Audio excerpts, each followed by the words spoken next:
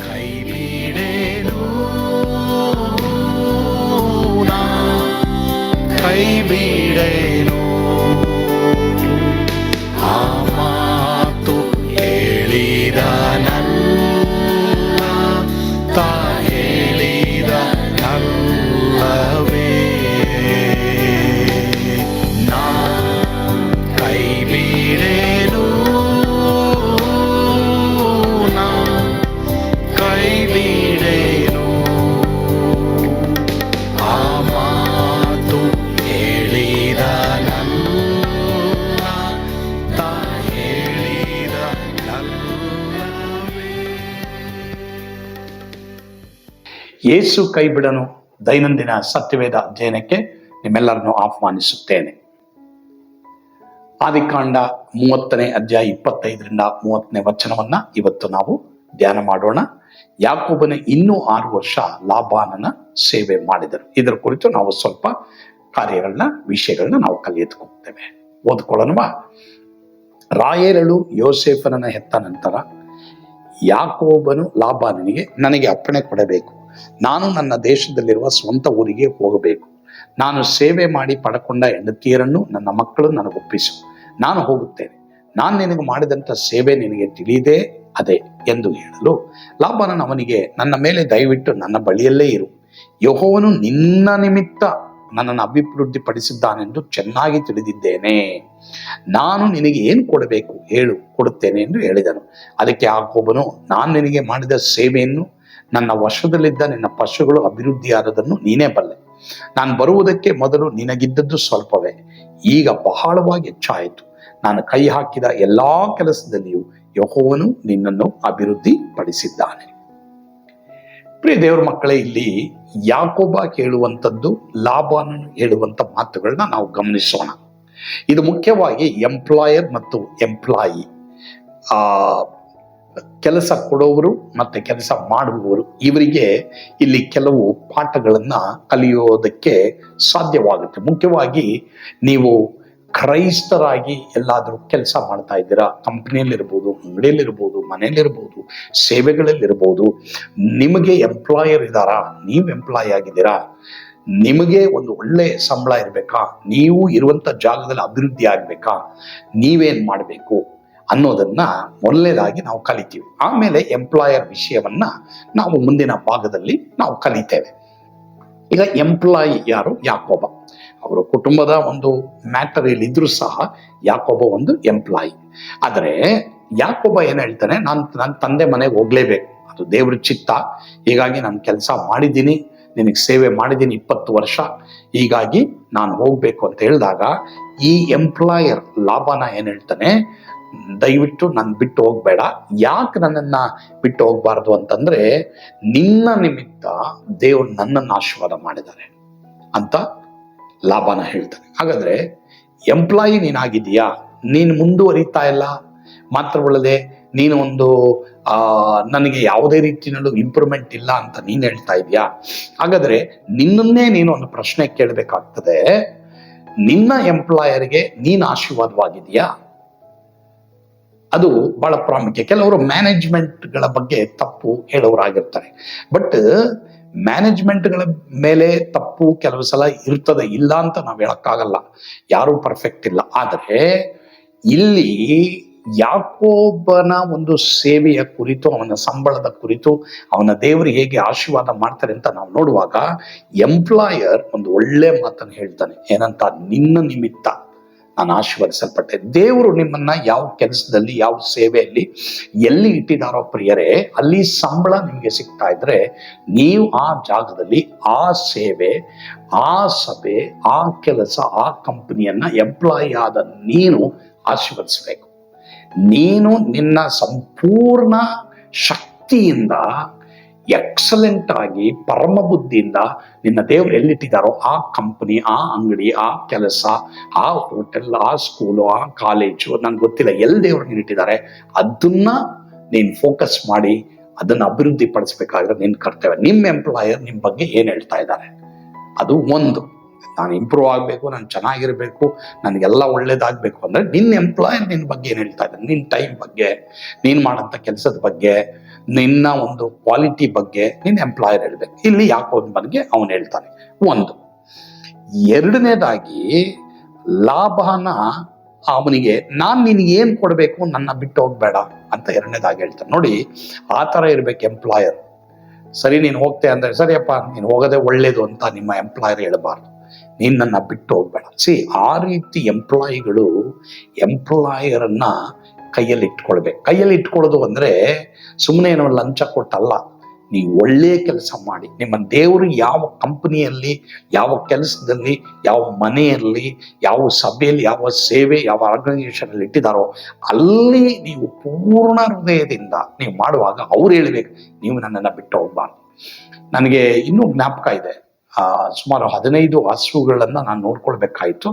ನಾನು ಹೈಸ್ಕೂಲ್ನಲ್ಲಿ ವ್ಯಾಸಂಗ ಮಾಡ್ತಾ ಇದ್ದಾಗ, ಹೈಸ್ಕೂಲ್ ಮುಗೀತು, ಆಮೇಲೆ ನಾನು ಮುಂದೆ ಬೈಬಲ್ ಸ್ಕೂಲ್ಗೆಲ್ಲ ಹೋಗ್ಬೇಕಾಯ್ತು.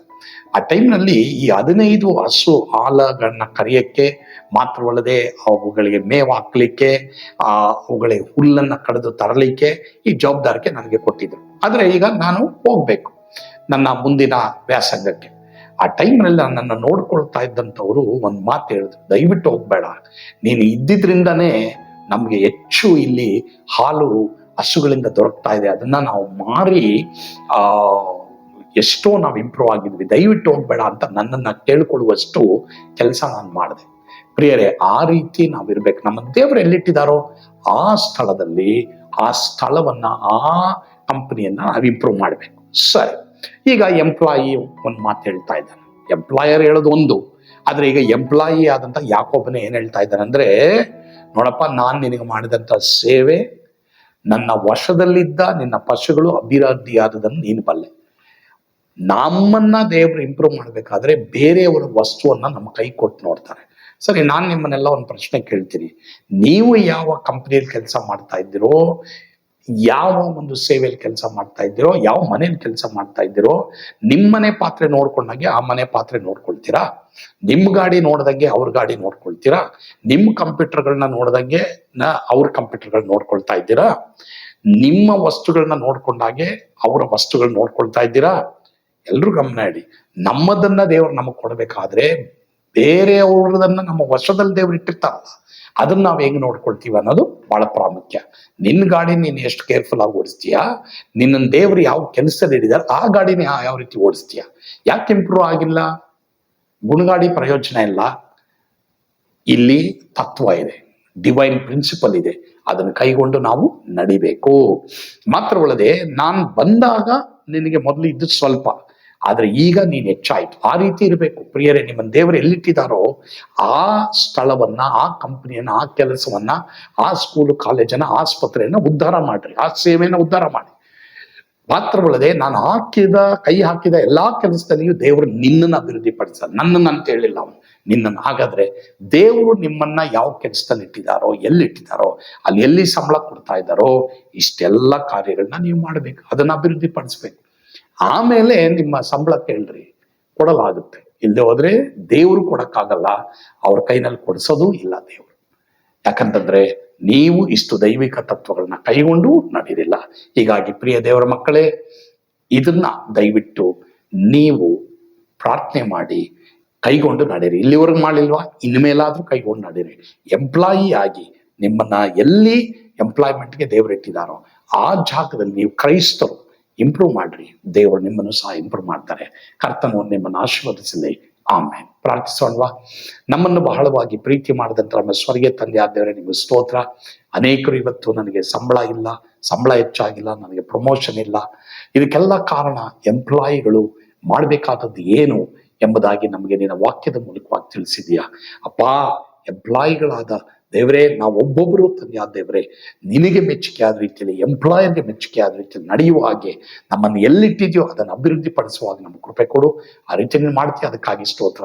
ನಿರುದ್ಯೋಗ ಸಮಸ್ಯೆಯಲ್ಲಿ ಯಾರಿದ್ದಾರೋ, ಯಾರ್ಯಾರಿಗೆ ಇವತ್ತು ಕೆಲಸ ಇಲ್ವೋ, ಕೆಲಸ ಹುಡುಕ್ತಾ ಇದ್ದಾರೋ, ಅವರೆಲ್ಲರಿಗೂ ನೀನು ಕೃಪೆ ಕೊಡು. ಅವರೆಲ್ಲರನ್ನೂ ನೀನು ಬಲಪಡಿಸು, ಆಶೀರ್ವಾದ ಮಾಡು.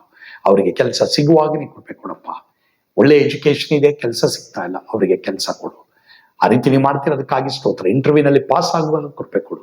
ಯೇಸುವಿನ ಹೆಸರಿನಲ್ಲಿ ಪ್ರಾರ್ಥಿಸ್ತೇವೆ ಸ್ವಾಮಿ, ಆಮೇನ್. God bless you. ಸ್ವರ್ಗದ ಆನಂದ ನಿಮ್ಮನ್ನ ತುಂಬಿ ತುಳುಕಲಿ. ಆಮೇನ್.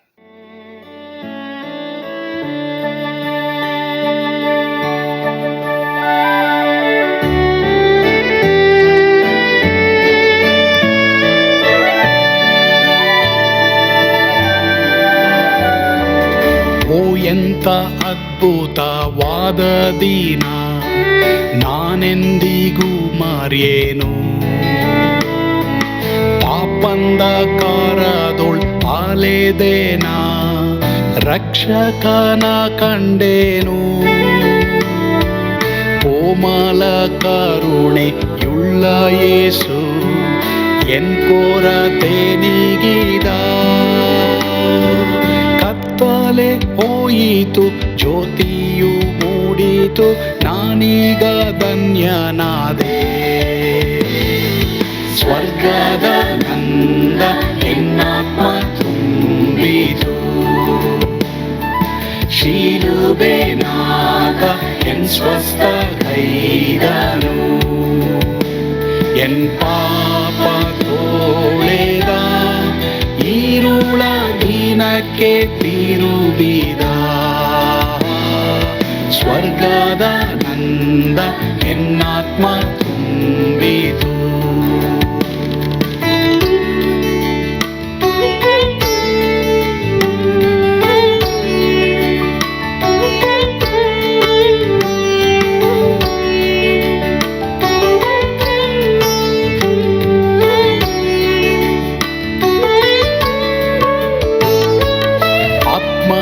ನೂತನ ಜನ್ಮದಿಂದ ದೇವಪುತ್ರನಾದೇನು.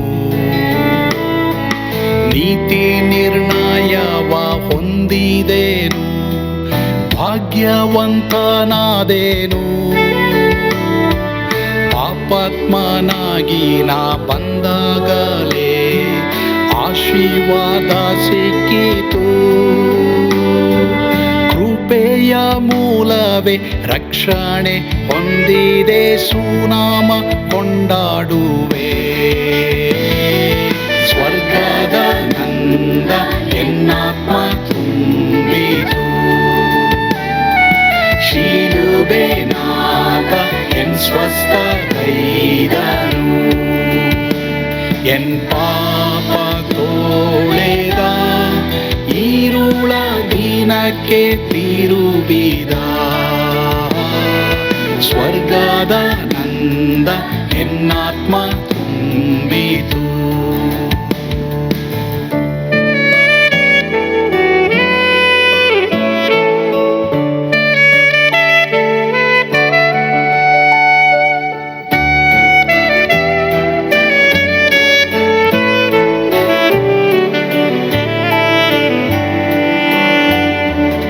ಅನಂತ ನಿರೀಕ್ಷೆ ಏನಾಗಿದೆ, ಕಾಲವು ತೀರಲಾಗಿ.